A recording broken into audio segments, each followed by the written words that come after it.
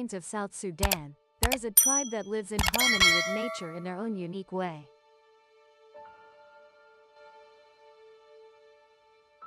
Unlike noisy cities or modern metropolises, the Mundari tribe still maintains an ancient nomadic lifestyle. The Mundari people consider their tall white cattle not just as livestock but as the soul of the entire community. With an estimated population of 70,000 to 100,000 people, they belong to the Karo ethnic group and mainly live in central Equatoria state near the town of Parataya. But what makes them stand out among thousands of African tribes is not their population size, but how they integrate with nature and their cattle, even using cow urine for personal hygiene. Sounds quite strange, doesn't it? But let me explore this story more deeply from a scientific perspective. To understand why the Mundari bathe with cow urine, we first need to understand the special relationship between them and their cattle. For them, cattle were not just property but part of the family. Imagine you have a pet dog, you care for it, talk to it, and give it a name. The Mundari treat their cattle similarly but at a much deeper level. Watusi cattle with long curved horns reaching up to a meter are the most common breed here. They are not only beautiful but also very valuable, each worth up to $500, a significant amount in South Sudan. The Mundari rarely slaughter cattle for meat, only doing so on special occasions or when the animal is old and weak. As milk as their main food and occasionally take blood from the cow.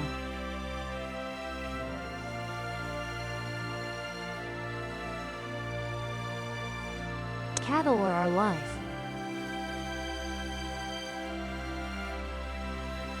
Without cattle, we are nothing.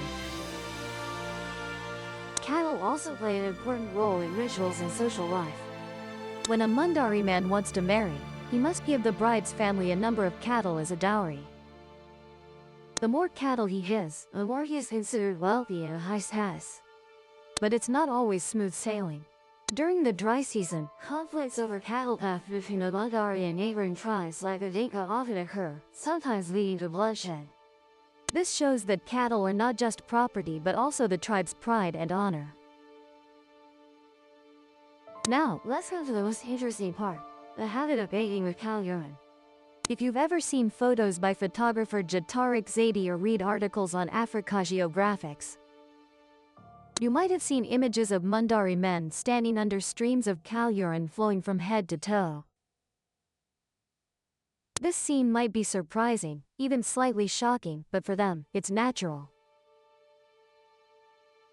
The Mundari, especially men, often use cow urine to wash their hair. They believe urine has antibacterial properties that help clean the scalp and prevent infections. Something very important in a hot, humid, insect-rich land like South Sudan. Not just for cleaning, cow urine also has a hair dyeing effect.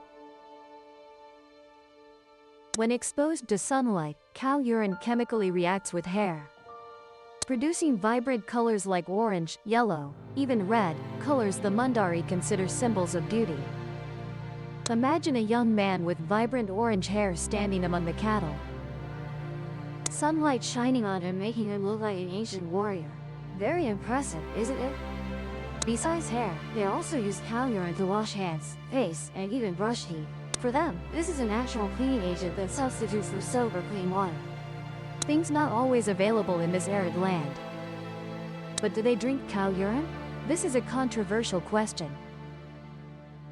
Some sources, like articles in Africa Geographic, claim they drink it to enhance purity.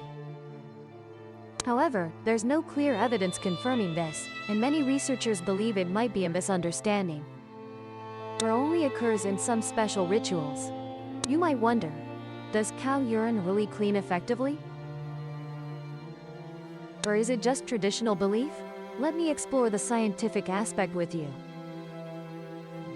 Modern studies, like an article in PMC, Hobbs and Cho, indicate cow urine contains antibacterial compounds like cathelicidin and defensins.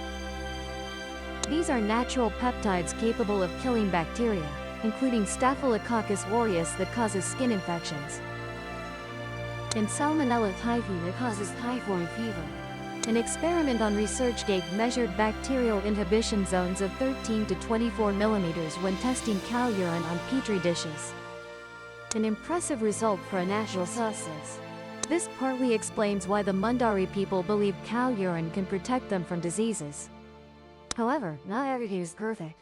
Scientists also warn that fresh cow urine, if untreated, may contain harmful bacteria like E. coli, especially when cows are infected. An article in The Hindu even cited research from a leading animal research institution, stating that cow urine is not safe for humans to drink directly.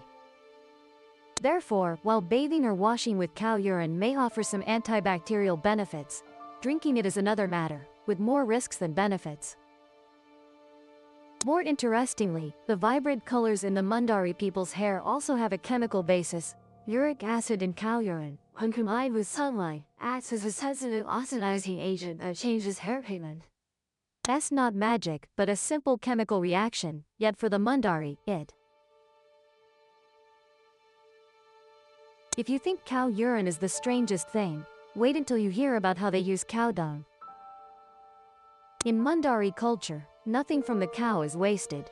After collecting cow dung, they burn it into ash, then use this ash as a multi-purpose product. They apply the ash to their skin to repel insects, a clever solution in an area full of mosquitoes and flies. The ash is also rubbed on cow horns to polish them, as a way to decorate their companions. They even use the ash as toothpaste, utilizing its alkaline properties to clean their mouths. The life of the Mundari people is closely tied to the White Nile River. During the rainy season, the area floods with water, turning into lush green pastures, a paradise for cattle. But when the dry season comes, they must move, searching for areas with remaining grass and water. This is their classic nomadic lifestyle, where survival depends on the ability to adapt to nature. They build huts using simple materials like tree branches, dry leaves, and sometimes tarps. At night, they sleep near their cattle, using smoke from burning cow dung to repel insects and wild animals. Mundari children grow up in this environment, learning to herd cattle from a very young age.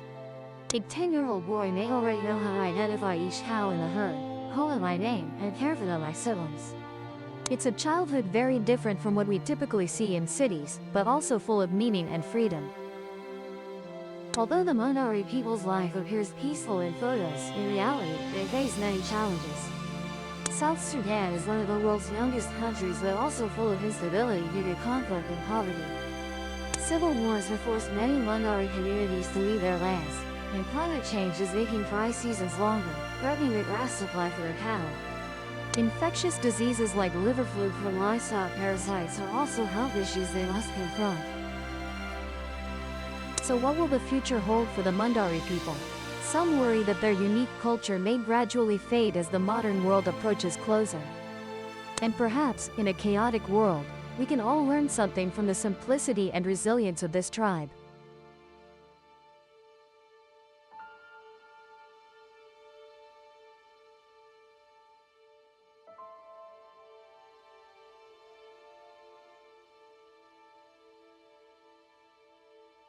Subscribe to the Hidden_Realms channel to see the latest videos.